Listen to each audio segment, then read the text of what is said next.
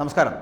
CPM വിട്ട് BJPയിൽ ചേർന്നേക്കുമെന്ന് ഉറപ്പിച്ചു പറഞ്ഞ ദേവികുളം മുൻ MLA എസ് രാജേന്ദ്രൻ, അതായത് കൂടെയുള്ളവരെ സംരക്ഷിക്കുവാൻ ഭാവിയിൽ ലഭ്യമായ ഏത് സഹായവും അദ്ദേഹം സ്വീകരിക്കുമെന്നും പാർട്ടിയുമായുള്ള പ്രശ്നങ്ങളൊന്നും പരിഹരിച്ചിട്ടില്ല എന്നും സഹിക്കാൻ പറ്റാതെ വന്നുപോയാൽ ഈ പാർട്ടി വിട്ടു പോകേണ്ടി വരുമെന്നും അങ്ങനെ ഒരു സാഹചര്യം ഇപ്പോൾ ഉണ്ടാകുന്നുണ്ടെന്നുമാണ് അദ്ദേഹം പറയുന്നത്. കാര്യം ഒപ്പമുള്ളവരെ ഉപദ്രവിക്കുന്നത് പാർട്ടി തുടരുകയാണ് എന്നും തിരഞ്ഞെടുപ്പ് പ്രചരണത്തിനിറങ്ങാൻ ആരും തന്നോട് ആവശ്യപ്പെട്ടിട്ടില്ല എന്നും രാജേന്ദ്രൻ പറയുന്നുണ്ട്.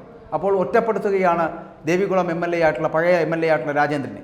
ലോക്സഭാ തെരഞ്ഞെടുപ്പ് പ്രഖ്യാപിക്കും മുമ്പാണ് എസ് രാജേന്ദ്രൻ BJPയിലേക്ക് പോകുന്നു എന്നുള്ള വാർത്തകൾ, എന്ന തരത്തിലുള്ള വാർത്തകൾ ഇടം പിടിച്ചിരുന്നത്, പുറത്തു വന്നത്. ഞങ്ങളടക്കം അങ്ങനെ വീഡിയോ ചെയ്തിട്ടുണ്ടായിരുന്നു. അത് അദ്ദേഹം സ്ഥാപിച്ചതുമാണ്. പക്ഷേ പിന്നോക്ക മോർച്ച നേതാവിനൊപ്പം ഡൽഹിയിൽ പോയി ജാവദേക്കറിനെ കണ്ടത് അന്ന് വലിയ വാർത്തയായിരുന്നു. ആ വാർത്ത പുറത്തു വന്നതോടെ CPM ഇടപെടുകയും എസ് രാജേന്ദ്രനെ തണുപ്പിക്കുകയും ചെയ്യുന്ന ഒരു സാഹചര്യം ഉണ്ടായി. അങ്ങനെയാണ് അദ്ദേഹം വീണ്ടും മടങ്ങി CPMയിലേക്ക് പോയത്. പ്രശ്നങ്ങളെല്ലാം തീർന്നെന്ന് എസ് രാജേന്ദ്രൻ തിരഞ്ഞെടുപ്പിൽ സജീവമാകുമെന്നുമൊക്കെയാണ് പാർട്ടിയുടെ ഉന്നത നേതാക്കൾ തന്നെ അന്ന് പറഞ്ഞിരുന്നത്.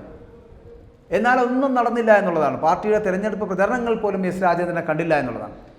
കോൺഗ്രസിൽ നിന്ന് നേതാക്കൾ കൂട്ടത്തോടെ BJPയിൽ ചേക്കേറുന്നത് മുഖ്യ പ്രചരണ ആയുധമാക്കിയിരുന്ന CPM തങ്ങളുടെ ഒരു മുൻ MLA ആയിട്ടുള്ള ആ MLA തന്നെ BJPയിലേക്ക് പോയാൽ തിരഞ്ഞെടുപ്പിൽ സംഭവിക്കാൻ, അല്ലെങ്കിൽ തിരഞ്ഞെടുപ്പിൽ ഉണ്ടാകാനിടയുള്ള തിരിച്ചടി അത് ഒഴിവാക്കാൻ വേണ്ടിയിട്ട് തന്നെയാണ് അന്ന് എസ് രാജേന്ദ്രനെ തൽക്കാലം തണുപ്പിച്ച് പാർട്ടിയോടൊപ്പം നിർത്തിയത് എന്നുള്ള കാര്യത്തിൽ സംശയമില്ല.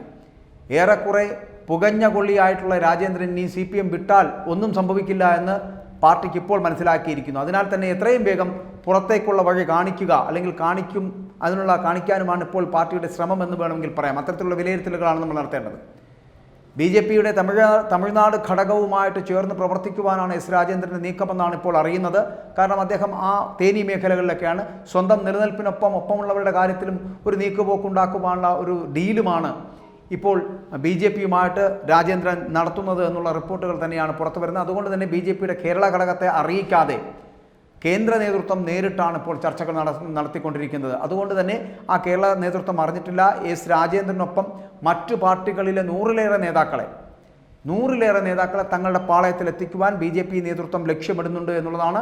CPM CPI നേതാക്കൾക്ക് പുറമെ മുതിർന്ന ചില കോൺഗ്രസ് നേതാക്കൾ, കേരള കോൺഗ്രസിൻ്റെ നേതാക്കൾ അടക്കമുള്ളവരെ പാർട്ടിയിലേക്ക് കൊണ്ടുവരാനുള്ള ശ്രമം BJP നടത്തുന്നുണ്ട് എന്നുള്ളതാണ് റിപ്പോർട്ടുകൾ പുറത്തു വരുന്നത്. അതത് പാർട്ടികളിലും മുന്നണികളിലും അസംതൃപ്തരായവരോട് കൂടുതലും അവരെയാണ് ഇപ്പോൾ ലക്ഷ്യം വെക്കുന്നത് ഈ പാർട്ടി BJP എന്ന് പറയപ്പെടുന്നത്. അതേസമയം EP ജയരാജൻ്റെ BJP പ്രവേശനത്തിന് ദല്ലാൽ നന്ദകുമാർ പണം ചോദിച്ചു എന്നുള്ള ശോഭാ സുരേന്ദ്രൻ്റെ ആ വെളിപ്പെടുത്തൽ പാർട്ടിക്ക് അവമതിപ്പ് ഉണ്ടാക്കിയിട്ടുണ്ട് എന്ന് ഒരു വിഭാഗം CPM നേതാക്കളടക്കം വ്യക്തമാക്കുന്നുണ്ട്. ഓപ്പറേഷൻ താമര പോലെയുള്ള പാർട്ടിക്കെതിരെയുള്ള ആരോപണങ്ങൾക്ക് ശക്തി പകരുവാൻ ഇത് ഇടയാക്കും എന്നാണ് അവർ പറയുന്നത്. ആ സാഹചര്യത്തിലാണ് ഇപ്പോൾ ലോക്സഭാ തെരഞ്ഞെടുപ്പ്, അറിയാമല്ലോ, ലോക്സഭാ തെരഞ്ഞെടുപ്പിൻ്റെ ഫലം വന്ന ശേഷം മറ്റു പാർട്ടികളിൽ നിന്ന് കൂടുതൽ നേതാക്കൾ BJPയിലേക്ക് എത്തിച്ചേരുമെന്ന് തന്നെയാണ് BJP നേതാക്കളടക്കം നൽകുന്ന സൂചന എന്ന് പറയപ്പെടുന്നത്. അതിനോടൊപ്പം ചേർത്ത് വായിക്കേണ്ടതാണ് എസ് രാജേന്ദ്രൻ്റെ BJP പ്രവേശനം എന്ന് പറയപ്പെടുന്നത്.